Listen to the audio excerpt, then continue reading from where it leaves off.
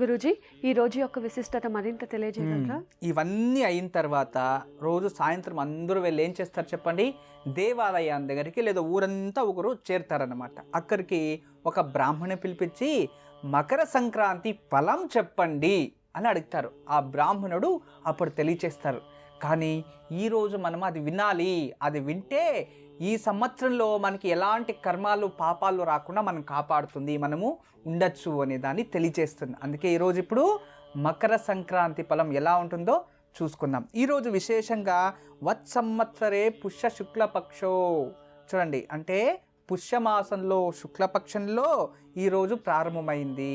తర్వాత ఈరోజు వస్తున్న సంక్రమణుడు ఎలా వస్తాడంటే అతని పేరు మంద అంట.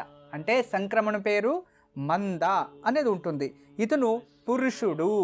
ఈ ఒక మందఫలం వల్ల ఇతని ఈ సంవత్సరంలో ఎలా ఉంటుందంటే బ్రాహ్మణులకు ఎక్కువగా పీడ, బ్రాహ్మణ పీడ అంటే చూడండి, శూద్ర వైశ్య బ్రాహ్మణ క్షత్రియ 4 వర్ణాలు కదా, అందులో బ్రాహ్మణ వర్ణ జనాలకు ఎక్కువగా పీడ కష్టాలు ఎక్కువ వస్తాయి అనేది తెలుస్తుంది. తర్వాత ఈరోజు శుక్రవారం వచ్చింది కదా, ఈ వార ఫలం ఎలా ఉంటుందంటే విశేషంగా ఈ వార ఫలంలో విశేషంగా శుక్రుడు వచ్చాడు కాబట్టి ఈ వార ఫలంలో సస్యవృద్ధి,